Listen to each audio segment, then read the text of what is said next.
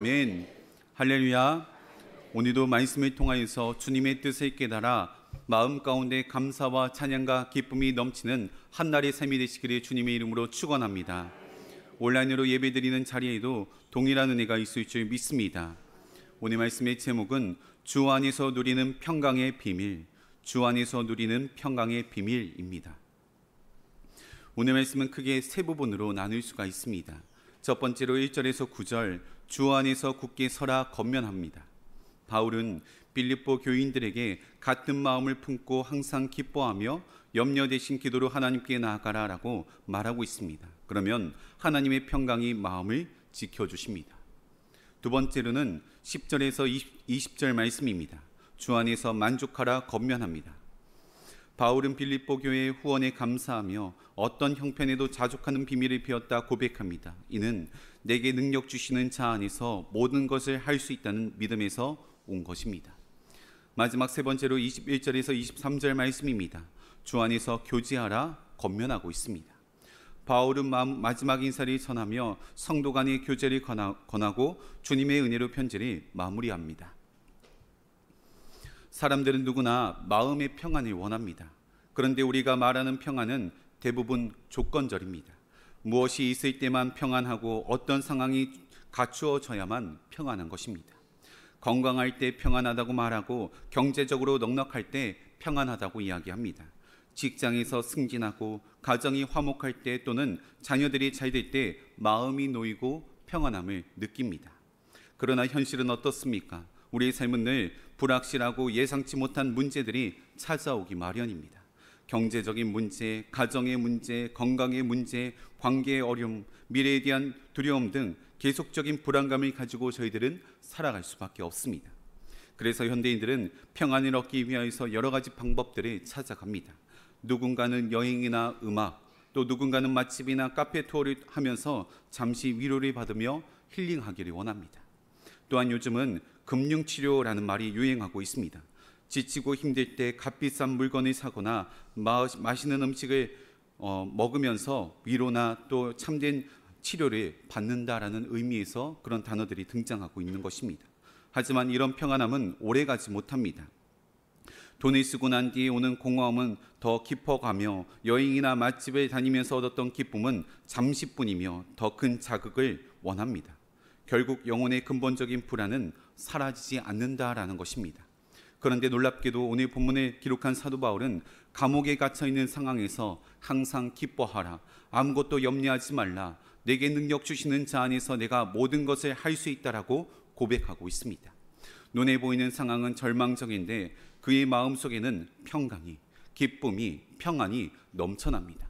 도대체 어떻게 저럴 수 있나 생각이 들지만 이것이 바로 성경에서 말하는 진정한 평안입니다. 세상이 주는 조건부적인 평안이 아닙니다. 상황을 뛰어넘는 하나님께서 주시는 평안입니다.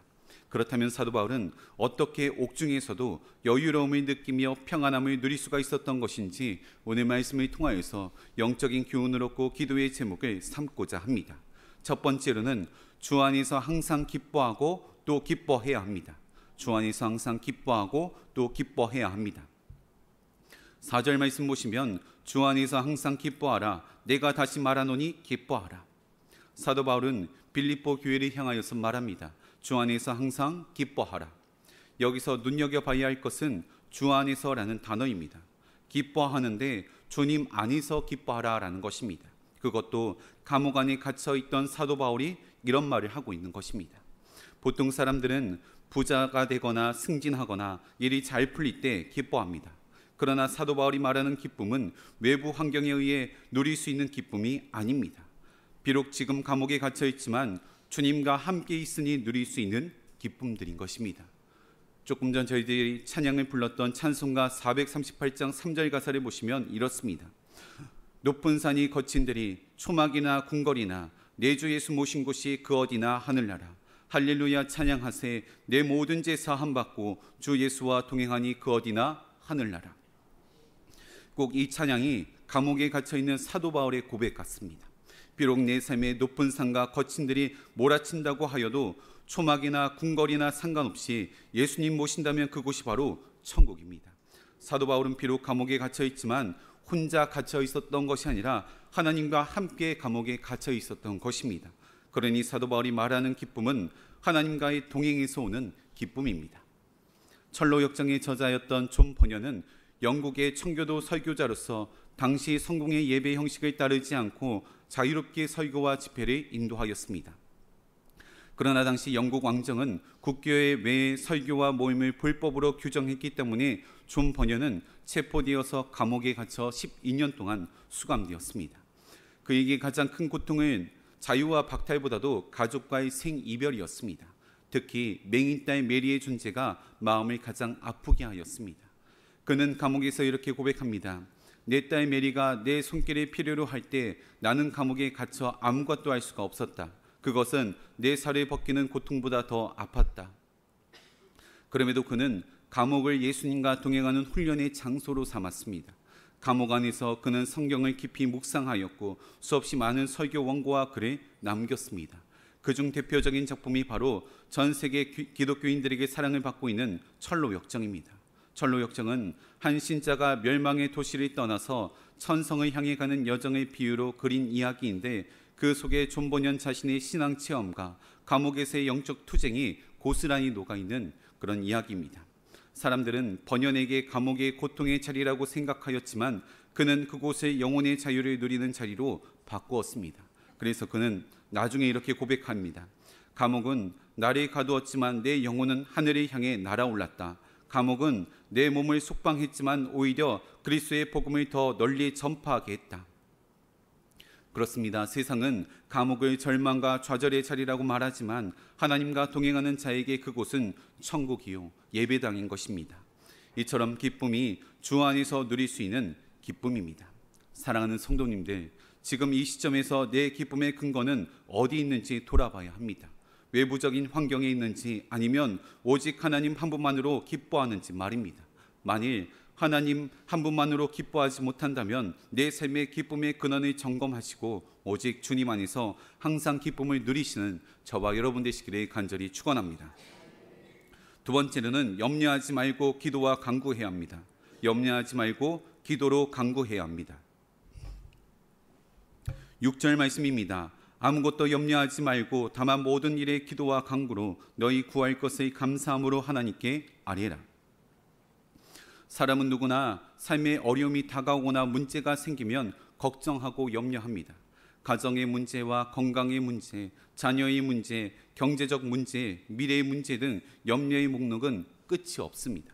그런데 이상하게도 성경은 분명하게 말합니다. 아무것도 염려하지 말라. 염려가 없는 세상에 사는 것도 아니고 염려하지 않겠다고 마음먹으면 염려가 사라지는 것도 아닙니다.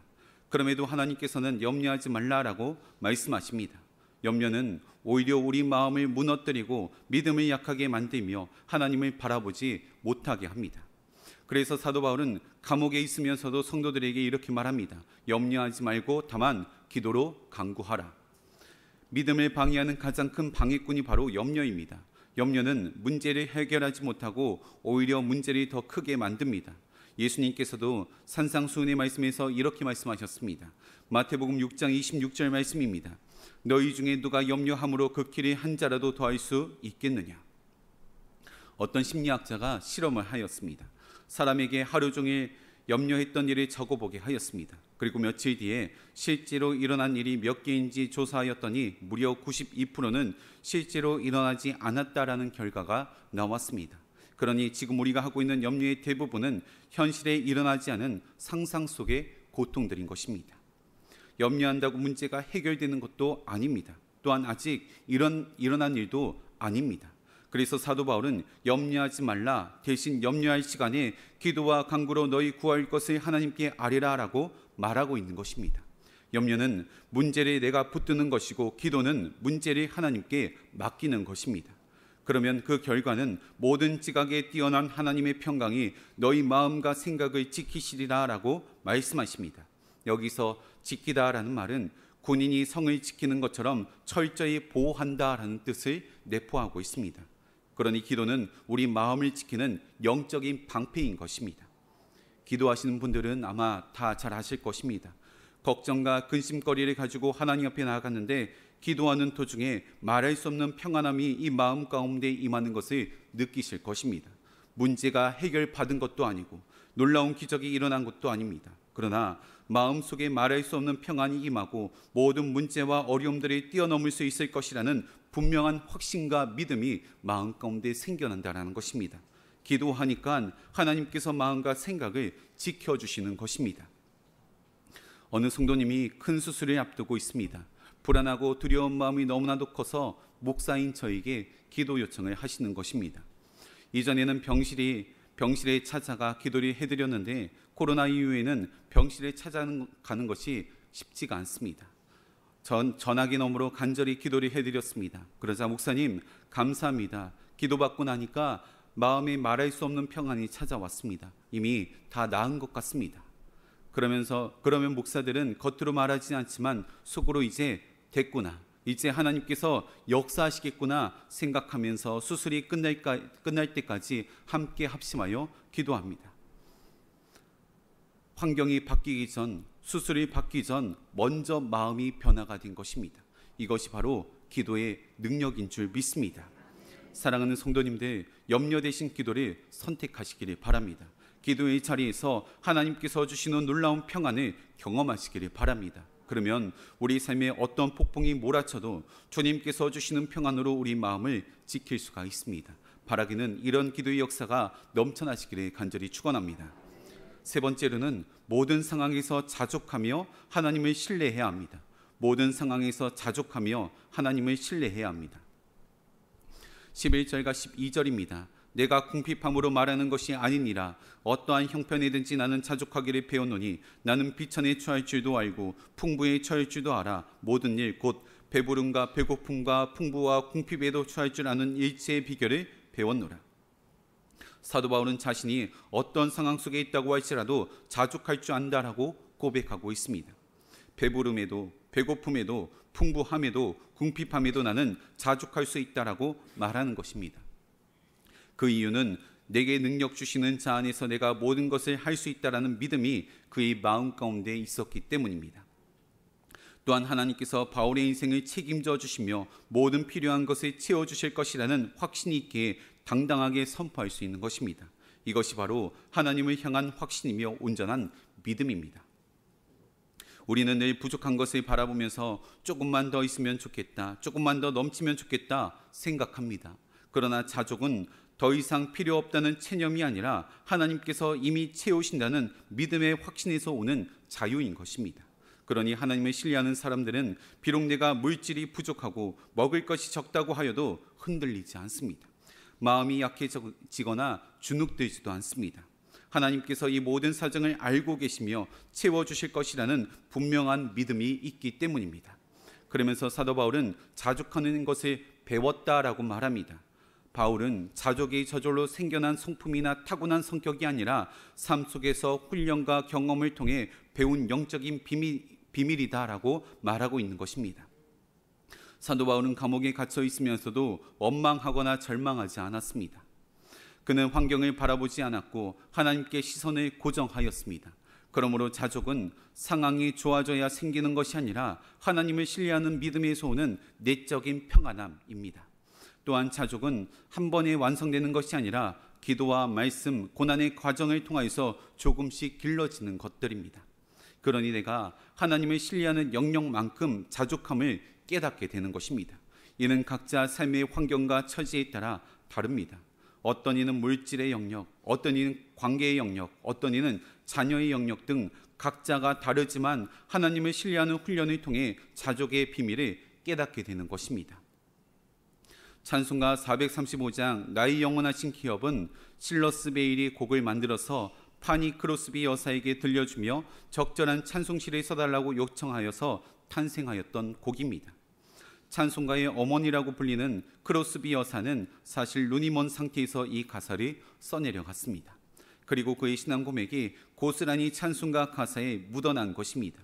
그는 실명과 더불어서 궁핍한 삶을 살아왔습니다.